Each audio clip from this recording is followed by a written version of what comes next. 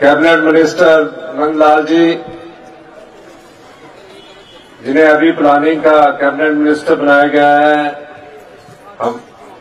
हमारे चंबा के विधायक श्री नीरज नेगर जी, इस क्षेत्र के हमारे कांग्रेस के प्रत्याशी सम्मानित श्री रजनीश किमटा जी, जिन्होंने अपने राजनीतिक जीवन की शुरुआत जब मैं युवा कांग्रेस का अध्यक्ष हुआ करता था उस समय से शुरू की।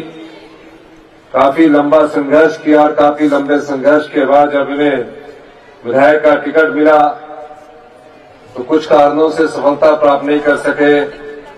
मेरे छोटे भाई रजनीश किमटा जी, एसपी कत्याल जी, जो हमारे साथ छोटे से जुड़े हुए हैं, आयन मेहता जी, यशपाल तनायक जी, चंदन मोहन ठाकुर जी, सुरेंद्र मोहन मेहता जी, सबला राम जी, पूर्व ब्लॉक अध्यक्ष भूपिंदर डोगरा जी, ये भी हमारे यूथ कांग्रेस से थे, हरि सिंह पचायक जी, सतीश राठौर जी, राजीव बिट्टा जी, बबीता जी, शांता जयदेव जी, सभी दूर दूर की पंचायतों से आए हमारे सभी सदस्यगण, मेरे साथ ब्लॉक कांग्रेस कमेटी के अध्यक्ष रहे जगदीश चिंगटा जी और प्रेमदर शर्मा जी, जो कि मैं गवर्नमेंट कॉलेज शिमला में जब पढ़ा करता था, मैं जनरल सेक्रेटरी हुआ करता था और वो हमारे सेक्रेटरी हुआ करते थे, और देरबा के सभी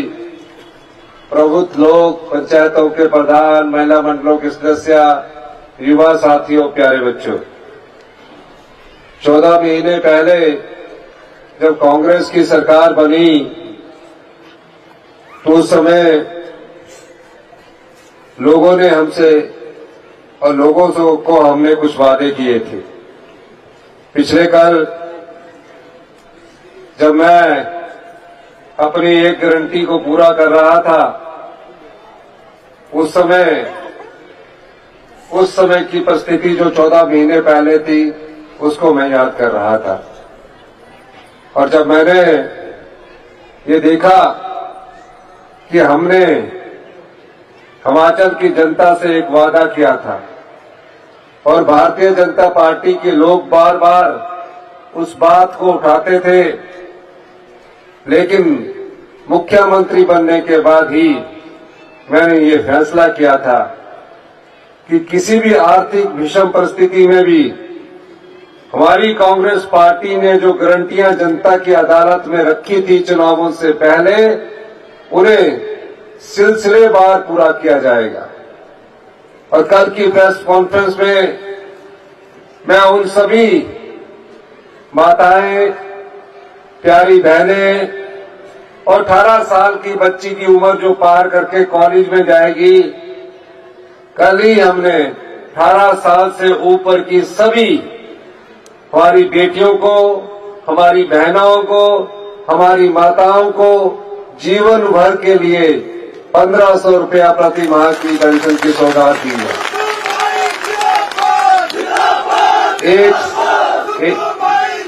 एक साल में एक बेटी जो 18 साल के आगे की उम्र पूरी कर चुकी होगी, उसे 18,000 रुपया मिलेगा। ये कांग्रेस सरकार की गारंटी थी। मुख्यमंत्री बनने के बाद एक शिष्टाचार होता है। मैं 14 महीने में आपको अपनी सरकार की कारगुजारी बताना चाहता हूं। मुख्यमंत्री बनने के बाद एक शिष्टाचार होता है। एक परंपरा थी कि रिज के मैदान से जब मुख्यमंत्री पद की शपथ लेकर सभी को सचिवालय जाना होता है। मैंने उस परंपरा को तोड़ा। मुख्यमंत्री की शपथ लेने के बाद मैं अनाथ आश्रम गया। उस बालिका आश्रम में मैं उन प्यारी बेटियों से मिला जिनके मन में कहीं ना कोई भाव छिपा हुआ था। मैं उनके हॉस्टल गया। हॉस्टल में मैंने उनका रहन सहन देखा, खाने का देखा। उन बच्चों की नजर को जब मैं देख रहा था तो उनके मन में एक उम्मीद की किरण नजर आ रही थी। वो बेटियां जो अपनी माता को खो चुकी हैं, वो बेटे जिन्होंने माता को खोया, पिता को खोया, उनको एक आशा इस सरकार से लगी। मैंने उनके भाव को पढ़ा और हिमाचल प्रदेश हिंदुस्तान का पहला राज्य बना जहां अनाथ बच्चों को सरकार ने गोद लिया। ऐसे 4000 बच्चों के लिए हम एक योजना लेकर आए। जो बच्चा पैदा होते अपनी माता को खो देता है, पिता को खो देता है, चाहे वो अनाथ आश्रम में रहता है, चाहे अपने चाचा जी के पास रहता है या मामा जी के पास रहता है, उसके मन में हमेशा एक दर्द रहता है, चाहे बेटी है चाहे बेटा है, कि मेरी आगे की पढ़ाई कैसे पूरी की जाएगी, मेरी शादी कैसे होगी, मैं अपना घर का निर्वाह कैसे करूंगा, क्या सारी उम्र में अपने रिश्तेदारों के ऊपर ही निर्भर रहूंगा। हमने इस निर्भरता को कम किया। हमने कहा 0 से लेकर पैदा होते से बच्चे से लेकर 27 साल तक सरकार उनका ख्याल रखेगी। किस प्रकार से ख्याल रखेगी? किस प्रकार से ख्याल रखेगी? +2 तक शिक्षा का पूरा खर्चा सरकार देगी और उन बच्चों को 2500 रुपया प्रत्येक महीना सरकार देगी। +2 के बाद अगर वो इंजीनियर बनना चाहता है, अगर वो डॉक्टर बनना चाहता है, वो कहीं भी हिंदुस्तान के किसी भी अच्छे कॉलेज में पढ़ना चाहता है, सरकार उसकी पूरा फीस देगी, सरकार उसके हॉस्टल का पूरा खर्चा उठाएगी। यही नहीं, जिस तरह हम अपने बच्चे को कॉलेज भेजते हैं, प्रोफेशनल कॉलेज में भेजते हैं, IIT करने भेजते हैं, डॉक्टर बनने के लिए भेजते हैं, तो हम साथ में पॉकेट मनी भी भेजते हैं कि थोड़ा बहुत जेब खर्चा इन बच्चों को मिलना चाहिए। हमने उन्हें कहा कि उनको भी अपने घर की तरह लगना चाहिए और 4000 रुपया पर महीने के हिसाब से उन्हें पॉकेट मनी का खर्चा सरकार दे रही है। फिर उसके बाद MSc करना चाहता है, MPhil करना चाहता है, PhD करना चाहता है, सारा खर्चा सरकार उपलब्ध करवा रही है। जब उसको शादी की उम्र होगी तो भी 2 लाख रुपया सरकार से उपलब्ध करवाया जाएगा शादी करने के लिए। सर्दियों में कपड़े लेने की समय होगा तो उसे सर्दी के कपड़े भी सरकार 10,000 रुपया देके उपलब्ध करवाएगी, गर्मी के कपड़े भी सरकार 10,000 रुपया देके उपलब्ध करवाएगी। और जब अपना कार्य शुरू करना है, उसने अपना कार्य शुरू करना है तो उसको 2 लाख रुपया सरकार से सहायता उपलब्ध करवाएगी, कोचिंग के लिए भी सहायता उपलब्ध करवाएगी। और इस प्रकार का कानून पूरे हिंदुस्तान में नहीं है। हिमाचल प्रदेश पहला ऐसा राज्य बना जिन्होंने इन अनाथ बच्चों को, जिन्होंने अपनी माता को खो दिया, अपने पिता को खो दिया, चिल्ड्रन ऑफ द स्टेट का दर्जा दिया, यही सरकार की दृढ़ इच्छा शक्ति थी। आज वो तकरीबन 4000 बच्चे हर महीने 4000 रुपया पा रहे हैं, हॉस्टल की फीस उनको दे रहे हैं, उनको पढ़ने का खर्चा दे रहे हैं और वो आत्मनिर्भर बनते जा रहे हैं।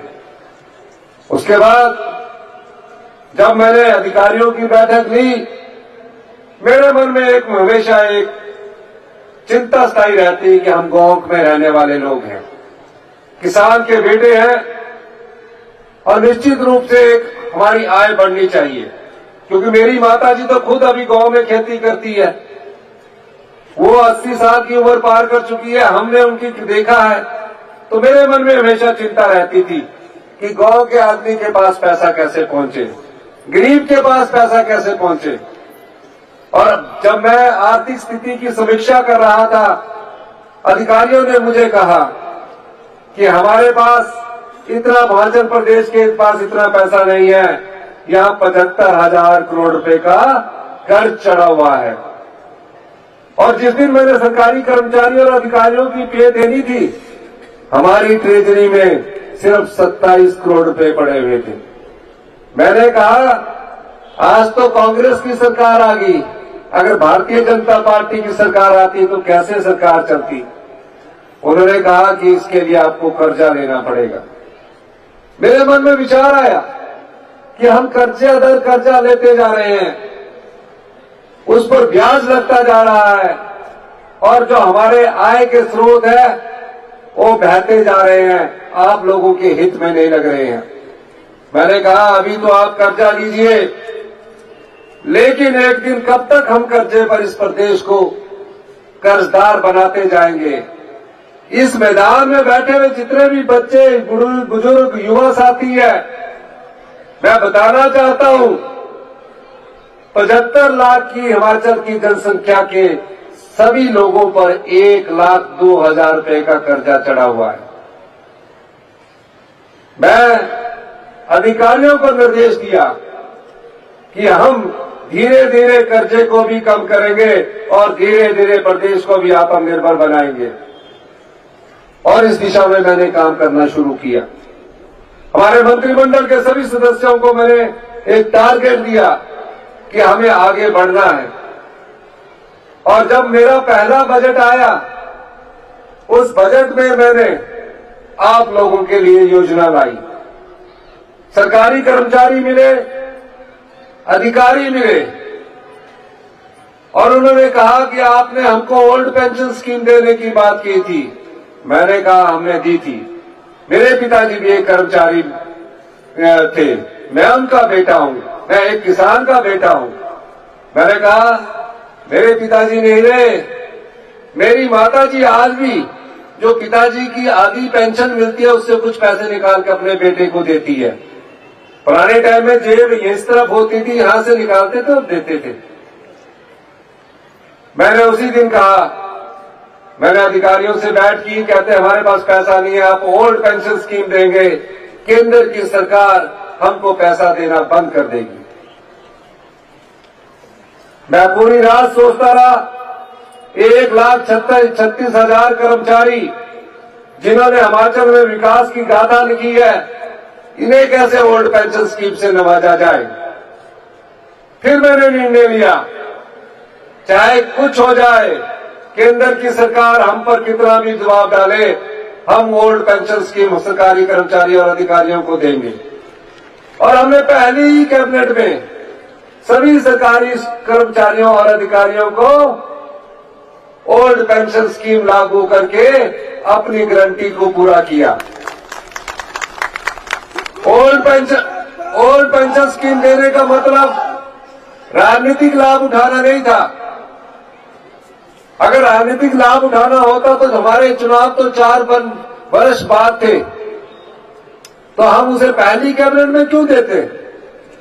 ओल्ड पेंशन स्कीम का मेरा जो सोच थी वो सामाजिक दायित्व से जुड़ी हुई सोच थी कि बुढ़ापे में उन लोगों को अपने परिवार और बच्चों पर निर्भर न रहना पड़े, उन्हें ये आशा बंधे कि हर महीने हमारे हाथ में सरकार की तरफ से एक अश्योर्ड इनकम आएगी। वो वादा भी हमने पूरा किया। ये क्यों किया? पैसे है नहीं, आर्थिक तंगी से हम गुजर रहे हैं। भारतीय जनता पार्टी की सरकार ने आर्थिक पाबंदियां लगा दी है, लेकिन हम इन चीजों से घबराने वाले नहीं। हम आगे बढ़ते गए और समाज के हित में कार्य करते रहे, और आज सभी सरकारी कर्मचारी जिनको 2700 रुपया मिलता था, उनको आज 27,000 रुपया मिल रहा है। ये सरकार की कटिबद्धता है। अभी हम वो ही रहे थे कि इतिहास की सबसे बड़ी त्रासदी हम लोगों ने झेली। मैं चौपाल भी आया, कौन सा ऐसा हिमाचल प्रदेश का कोना नहीं है जहां इतिहास की सबसे बड़ी त्रासदी को हमने देखा। भयंकर बाढ़ आई तो भाई का ऐसा मंजर था जो हमने अपने जीवन काल में कभी नहीं देखा। जो घर में एक पक्के घर में रात को सोया था, अगले दिन वो घर नहीं रहा, बाढ़ और आपदा ने उसको बहा कर ले गया। कई परिवार मुझसे गले मिलकर रोते रहे, बड़ी मुश्किल से कहते एक घर बनाया, पक्का घर बनाया था, पूरे जीवन की कमाई मैंने उस घर में लगाई। आज मेरे पास रहने के लिए घर तक नहीं है। मैं सुबह जाता था, शाम को अधिकारियों की बैठक लेता था। शाम को आकर मैं जब बोलता था तो मुझे पता लगता था पक्का मकान बनाने के लिए सिर्फ 1.5 लाख रुपया मिलेगा, चाहे वो प्रधानमंत्री आवास योजना है, चाहे वो और आवास योजना है। उस पीड़ा को मैंने देखा जिसका घर उजड़ गया, उस परिवार के दुख को हमने सहा जिसका घर उजड़ गया। बच्चे रो रहे थे, बच्चे रो रो कर अपने माँ बाप को कह रहे थे अब हम कहां रहेंगे। मैंने उस भावना को समझा, हमारा स्कूल कैसे जाएंगे।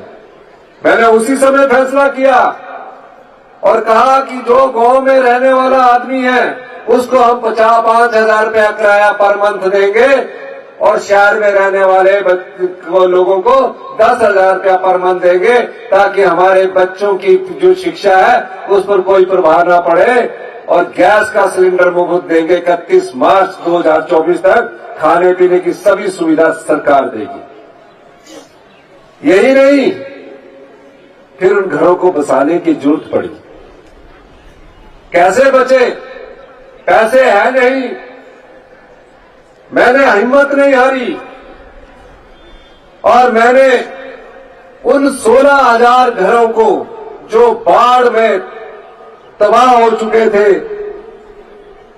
कई घर पूरी तरह क्षतिग्रस्त हो चुके थे, कई घर आंशिक रूप से क्षतिग्रस्त हो चुके थे, मैंने उनके लिए कानून बदल दिया, मैंने उनके लिए नियम बदल दिए और 1.5 लाख रुपए से बढ़ाकर उस सहायता राशि को 7 लाख रुपए किया, जिसके कारण आज उनके घर बन रहे हैं।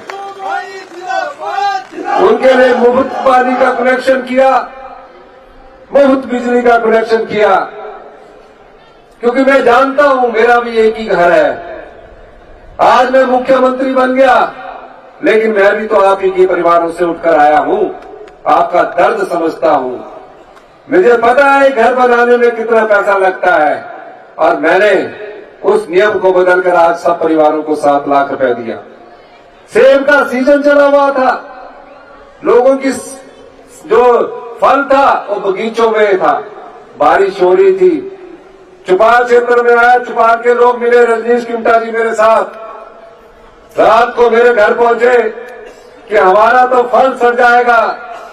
रात के 12 बजे रजनीश किमटा जी ने मुझे कहा कि सब डिप्टी कमिश्नर्स को आप बोलिए चौपाल के बुरे हाल है। मैंने कहा किसी भी बागवान का फल सड़ने नहीं दिया जाएगा, रातों रात मशीन लगाई गई, 15 करोड़ रुपए से आपकी सड़कें खोली गई और आपका सेब सब्जी मंडी पहुंचा। ये किसके कारण हुआ? ये कांग्रेस पार्टी की सरकार के कारण हुआ। यही नहीं है, इस बार जब मैं बजट प्रस्तुत कर रहा था, बजट प्रस्तुत करते हुए एक ऐसी घटना घटी जहां 6 कांग्रेस के उम्मीदवारों ने अपने वोट भारतीय जनता पार्टी के प्रत्याशी को डाल दिया। हमें ख्याल भी नहीं रहा, फिर सरकार बनाने की बातचीत करते रहे। बजट पास होना था, खबरें चल पड़ी न्यूज चैनल में, मुझे पता ही नहीं, मैं अंदर बैठ के लोगों के काम कर रहा था कि मुख्यमंत्री जी ने इस्तीफा दे दिया। और जब जयराम ठाकुर जी कह रहे थे कि आपके मुख्यमंत्री जी ने तो इस्तीफा दे दिया, जब मेरे को पता लगा, एक विधायक मेरे पास आए, उन्होंने कहा कि आपने इस्तीफा दे दिया। मैंने कहा मैं क्यों इस्तीफा दूंगा, मैं एक योद्धा हूं, लड़ाई लड़ना जानता हूं, संघर्ष की तपिश से निकलकर मैंने जिंदगी भर 40 साल संघर्ष किया, मैं इस्तीफा नहीं दूंगा। ये जो बजट था ये आप लोगों के हित में था। भारतीय जनता पार्टी ने विधानसभा के अंदर हंगामा किया, कागज फाड़े, स्पीकर की कुर्सी को उल्टा दिया, लेकिन सभी विधायकों ने खड़े होकर एक मंत्र से जनता का बजट पास किया। उस बजट की विशेषताएं बताता हूं मैं आपको। क्या था उस बजट में? जितनी 1,15,000 विधवाएं बहनें हैं, 1,15,000 विधवा बहनें हैं हिमाचल प्रदेश में। कोई छोटी उम्र में विधवा होगी, उसके बच्चे हैं, आर्थिक स्थिति ठीक नहीं है। हमने 1,15,000 विधवा बहनों के बच्चों के लिए पूरी शिक्षा का खर्च सरकार उठाएगी, चाहे वो इंजीनियर बनेंगे चाहे डॉक्टर बनेंगे, वो उस बजट में था। मनरेगा में हमारे मजदूर लगे होते हैं, बेचारे घर की बहनें हमारी बड़ा काम करती है। हम हर एक मनरेगा की पंचायत में कहीं ना कहीं काम चलता है। मैंने देखा कि मनरेगा में उनकी बेचारों की दिहाड़ी बहुत कम पड़ती है। हमने 60 रुपए बढ़ाकर उन मनरेगा मजदूरों की दिहाड़ी को 300 रुपए कर दिया। आज ही शाम को मैं उसकी नोटिफिकेशन भी करने जा रहा हूं, ताकि उसके घर का पालन पोषण अच्छे हो सके। मनरेगा में जितनी भी गरीब महिलाएं हैं, विधवा महिलाएं हैं, मैंने एक और फैसला किया और उनको 3 लाख रुपया घर बनाने के लिए मिलेगा और इनकम आय का जो सर्टिफिकेट था उसको भी बढ़ाकर 2.5 लाख रुपए कर दिया, क्योंकि समाज की उन महिलाओं को कोई दुर्भावना से न देखे, उनके इज्जत से जीने का उनका अधिकार हो। हमारी सरकार यहां तक सोचती है। यही नहीं, मैंने देखा किसान के हाथ में पैसा नहीं है। किसान करेगा क्या? गाय पाली हुई है, भैंस पाली हुई है, पर पैसा नहीं मिलता। मैंने फैसला किया और गाय का दूध जो 32 रुपए मिल्क फेडरेशन खरीदती थी, बढ़ाकर 45 रुपए कर दिया और भैंस का दूध जो 32 रुपए खरीदती थी, बढ़ाकर 55 रुपए कर दिया। क्यों? क्योंकि गाय का दूध जब आप सरकार के पास बेचोगे तो 45 रुपए मिलेगा, उससे ऊपर आप बाजार में बेचेंगे। और जो गोबर भैंस गाय पालने वालों के पास होता है, उनको कहा कि आप यूरिया का प्रयोग ना करिए, गोबर से पैदा हो रही खेती का प्रयोग करेंगे। 40 रुपए किलो गेहूं आपसे खरीदेगा और 30 रुपए किलो गेहूं हम मक्की आपसे खरीदेंगे। हिमाचल प्रदेश हिंदुस्तान का पहला राज्य बना जहां दूध पर मिनिमम सपोर्ट प्राइस आप लोगों को दिया गया, गेहूं पर मिनिमम सपोर्ट प्राइस दिया गया था। यह सरकार की कमिटमेंट थी। सेब में कभी भी समर्थन मूल्य 50 पैसे से ज्यादा नहीं बढ़ा। मैंने पहले ही बार 1.5 रुपया बढ़ाकर 12 रुपये में मिनिमम सपोर्ट प्राइस आपको दिया। ये मैं क्यों कह रहा हूं? ये 14 महीने में सरकार की कारगुजारी है। शिक्षा का भी बच्चों से मिल रहा था, छोटे छोटे बच्चों से मिल रहा था, गवर्नमेंट स्कूल के बच्चों से मिल रहा था। मैं तो खुद गवर्नमेंट स्कूल में पढ़ा हूं, तब टाट हुआ करती थी जब हम पढ़ा करते थे। फिर बेंच मिलते थे 8वीं में, टाट हुआ करती थी। मैं फिर यूनिवर्सिटी गया, लॉ किया, पर विश्वास की कमी होती थी। और गवर्नमेंट स्कूल में पढ़ाने वाले सभी टीचर टेस्ट के थ्रू आते हैं, प्राइवेट में भी आते होंगे, टेस्ट के थ्रू आते हैं पढ़ा के। फिर भी गवर्नमेंट स्कूल में बच्चे, परिवार आज बच्चा डालना नहीं चाहते। क्या कारण है? जिन अध्यापकों को हम 50-50 हजार रुपया पे दे रहे हैं, एक ऐसी मानसिकता बन गई कि हमें तो इंग्लिश स्कूल में पढ़ना है। मैंने जब पता किया, शिक्षा मंत्री रोहित ठाकुर जी मेरे साथ थे, शिक्षा मंत्री जी और मेरी चर्चा हुई, पूरे डाटे खंगाले गए, कहा हर जगह स्कूल भारतीय जनता पार्टी ने खोल दिए, टीचर है नहीं। मैंने रोहित जी को बोला इस पर चर्चा करो, पूरा प्लान बना के लाओ। और मैं आज आपको कह सकता हूं कि हमने जब पाया कि हमारा शिक्षा का स्तर, गुणात्मक शिक्षा का स्तर, हम हिंदुस्तान में 18वें नंबर पर है, हमने फैसला किया, मैंने फैसला किया कि अगले एकेडमिक सेशन से पहली क्लास के बच्चों को इंग्लिश मीडियम में पढ़ाया जाएगा, क्योंकि हमारे जो अध्यापक है वो सब पढ़े लिखे हैं। ये किसकी कमिटमेंट थी? ये हमारी कमिटमेंट थी। हेल्थ के सेक्टर में हर जगह बेड़ा गर्क पिछली 5 साल से भारतीय जनता पार्टी ने किया हुआ है, हर जगह किया हुआ है। लेकिन हमने फिर भी कहा, हौसला रखा और कहा भविष्य में हिमाचल प्रदेश आत्मनिर्भर हिमाचल प्रदेश बने, इस दृष्टि से मेरी सरकार कार्य कर रही है। हम 2027 तक हिमाचल को अपने पांव पर खड़ा करेंगे। 2032 तक हम हिमाचल प्रदेश को हिंदुस्तान का सबसे समृद्धशाली और सबसे अमीर राज्य बनाएंगे। क्योंकि हमारे मन में दर्द है, पीड़ा हमारे मन में है। आम परिवार से उठकर सरकारी स्कूल में पढ़ने वाला जब मुख्यमंत्री बन सकता है, तो इन बच्चे जो सामने बैठे हैं ये भी कोई ना कोई मुख्यमंत्री बन सकता है। दर्द होना चाहिए, पीड़ा होनी चाहिए। मुझे पता था, मैं एक Hari Singh memorial cricket tournament खेलने कॉलेज से आता था।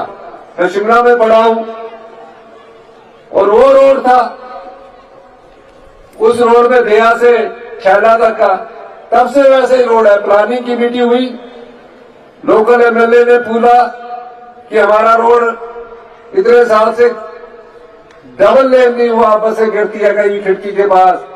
तो मैंने बोला आप भी तो विधायक है, आप भी कुछ पैसा दीजिए। और मैंने उसी दिन फैसला किया, क्योंकि मैंने वो रोड देखा। किमटा जी से चर्चा हुई, हम मिले और मैंने उसी दिन उनको 5 करोड़ रुपए दिया कि दिया से लेकर छैला तक डबल लेन कराया जाएगा। ये मेरे द्वारा 1985 में 85-86 में जब मैं कॉलेज में पढ़ता था तब के द्वारा देखा गया है। आज 40 साल बाद भी वो रोड उसी हालत में है, क्योंकि मैंने उसको देखा। मैं यहां से सराहां से चूड़दार होकर नौराधार गए हम ट्रैकिंग करते हुए। इस चौपाल की सभी वादियों को मैं जानता हूं। पर आज हम आपके पास आए, आपका भविष्य, ये कुर्सी मेरी नहीं है, ये कुर्सी आपकी है। ये मुख्यमंत्री की कुर्सी पर कोई और नहीं बैठा है, आप बैठे हैं। इस कुर्सी को चुराने की जो भी कोशिश होगी, आपने उसका मुंह तोड़ जवाब देना है। बाकी विधानसभा में हम देखेंगे। हम किसी चुनौती से डरने वाले नहीं हैं। कहां 1500 रुपए कहां से लाएंगे, वो हमारा दायित्व है। अभी फॉर्म भरने शुरू हो जाएंगे कि सभी को पेंशन मिले, ये हमारा दायित्व है, क्योंकि हम सामाजिक सुरक्षा चाहते हैं हर एक परिवार की। इंतजार कीजिए, हिमाचल प्रदेश का इतिहास स्वर्णिम इतिहास होगा। जो लोग कुर्सी चुराने की कोशिश करते हैं, वो सत्ता के भूखे होते हैं। उन्हें सिर्फ सत्ता चाहिए, उन्हें गरीब के दर्द की पहचान नहीं होती, गरीब के दर्द की पीड़ा नहीं होती। वो किसान की भावनाओं को सोच नहीं सकता, वो महिलाओं का सम्मान दे नहीं सकता, वो युवाओं को रोजगार दे नहीं सकता।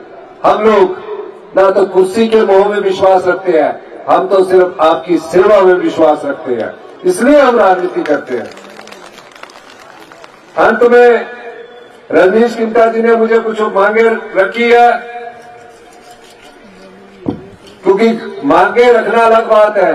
हम भारतीय जनता पार्टी की तरह नहीं है कि चुनावों से 6 महीने पहले आकर 900 संस्थान खोल दिए, ना टीचर भर्ती किए, ना डॉक्टर भर्ती किए, ना हेल्थ इंस्पेक्टर भर्ती किए, घोषणाएं कर दी है।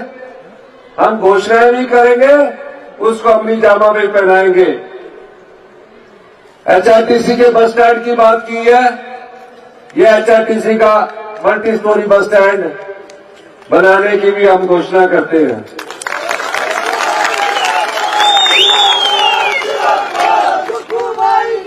मेरे रजनीश जी मुझे बता रहे थे कि एक मिल्क चिलिंग प्लांट यहाँ लगाना है। यहाँ हमारी काफी माताएं बहनें दूध इकट्ठा करती है।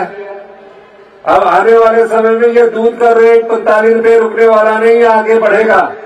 और उसके लिए हमें चिलिंग कलेक्शन सेंटर बनाना पड़ेगा, इसकी भी मैं बनाने की घोषणा करता हूँ। एक मिनी सचिवालय नेरवा में बनाने की घोषणा करता हूं। अग्निशमन केंद्र नेरवा को यहाँ देने की घोषणा करता हूं। एक मांग PG classes in post graduation classes Nerwa में किस सब्जेक्ट की खोलनी है ये नहीं लिखा है, आपने मुझे बताना। दोनों 2 सब्जेक्ट यहाँ पीजी खोलने की घोषणा करेंगे हम। ये आप थोड़ा सोच के बताना। और पीएससी जो भी आप लिख के देंगे दे दिया मैंने। पीएससी धार, चांदना, मनवेटी, देहिया को तीनों में ये पीएचसी खोलने की मैं घोषणा करता हूं। एक और, क्योंकि चौपाल के लोग वॉलीबॉल और कबड्डी के बड़े अच्छे खिलाड़ी होते थे जब हम कॉलेज में होते थे, तो यहाँ एक इंडोर स्पोर्ट्स कॉम्प्लेक्स की बात है। और स्पोर्ट्स कॉम्प्लेक्स में चाहता हूं पूरे विधानसभा क्षेत्रों में मैं स्पोर्ट्स कॉम्प्लेक्स खोलने के लिए 10 करोड़ रुपए देने की घोषणा भी करता हूं।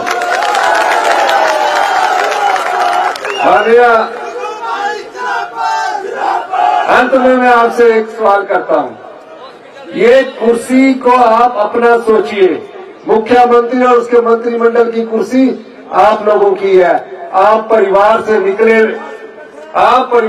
निकले हुए आज 60% लोग मंत्रिमंडल के सदस्य और आपका मुख्यमंत्री आपके आम परिवार से निकला है। मैं एक और चीज आपको कहना चाहता हूं कि आप लोग हिम्मत रखिए। इस चुनाव में जो भारतीय जनता पार्टी ने हमारे 6 विधायक चुराए हैं, आप मुंह तोड़ जवाब देंगे कि नहीं देंगे?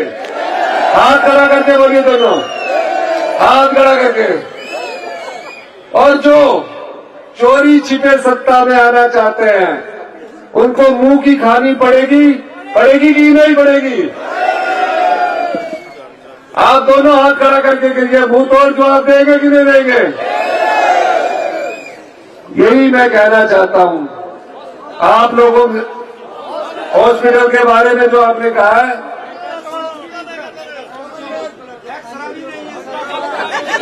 हॉस्पिटल के बारे में जो अल्ट्रासाउंड की बात कीर्ता जी कह रहे हैं, उसको मैं स्टडी करके कितने समय में पहुंचा सकता हूं मैं करूंगा।